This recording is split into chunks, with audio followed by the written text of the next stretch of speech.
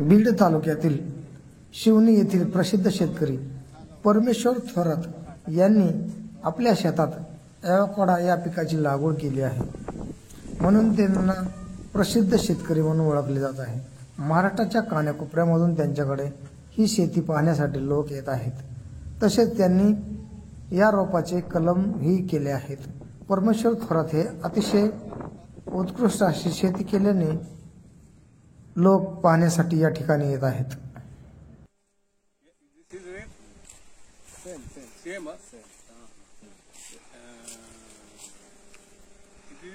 Three years in proof.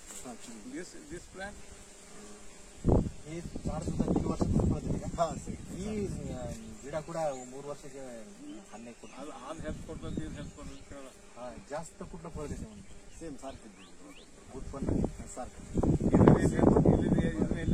ते याला पाणी पानात म्हणजे लहान दिसतं ना मुकूर ग्रेव आहे त्याच्यामध्ये बदल आहे, पण फळाची साईज काय नाही तेवढीच होती। खाणे साईज कालच घेणं म्हणतो जर्मिनेशन ज्यावेळेस फुलधारणा होती त्याच्यामध्ये माशाचं डॉक्टर दत्ता अशोक बेळगाव कर्नाटक। आज इथं परमेश्वर थोरातच्या बागेमध्ये आम्ही ॲवोकॅडोमध्ये आम्हाला दाखवल्या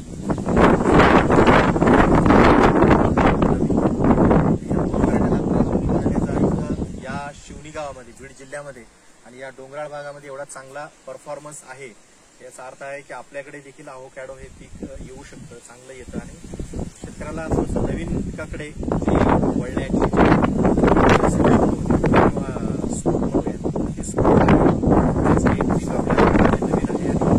जास्तीत जास्त शेतकऱ्यांनी जर हे पीक जर आपल्या शेतामध्ये लावायचा प्रयत्न केला आणि त्यापासून उत्पादन घ्यायचा प्रयत्न केला तर निश्चित मला वाटतं की शेतकऱ्यांचं जे काही पीक पद्धती आहे, पीक बदल पद्धतीमध्ये जाऊन ते जास्तीचं उत्पन्न घेऊ शकतात। आणि परमेश्वर थोरात हे मागल्या 5 वर्षापासून या क्षेत्रामध्ये काम करत आहेत, त्यामुळं एक चांगलं उदाहरण तर आहेच आहे, ते त्याचा आदर्श मला वाटतं इतर शेतकऱ्यांनी घ्यावा। थोडंसं एक वाकडी वळण किंवा एक वेगळं वळण जर आपण आपल्या थोडंसं शेतीमध्ये घेतलं तर मला वाटतं की थोडंसं आपला उत्पन्नाला पण आपला हातभार लागेल आणि आपल्यालाही नवीन पिकाचा अनुभव येईल।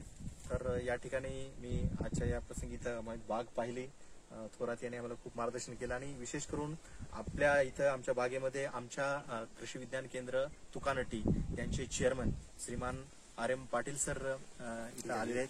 श्रीमान RM पाटील सर हे माजी मंत्री राहिलेत कर्नाटक सरकारमध्ये, ते अर्भावी मतदारसंघाचे माजी MLA आणि त्यांच्या या वयामध्ये देखील त्यांचं वय वर्ष 85 आहे, तर या वयामध्ये देखील ॲवोकॅडो बागेला भेट द्यायचा आणि ही त्यांनी बाग कशी फुलवली ही हा पाहायचा त्यांचा उत्साह आहे। आणि बेळगाव तुम्हाला माहित आहे की कन्नड भाषिक आहे आणि मराठी भाषिक पण आहे, तिथं देखील एकदम प्रगत ते जिल्हा आहे, कर्नाटक राज्यामधला सगळ्यात जास्त रेव्हेन्यू देणारा जिल्हा आहे, पण तिथं देखील आज आम्ही पाहतोय की फक्त मका आणि ऊसावर सगळ्यात जास्त जोर आहे।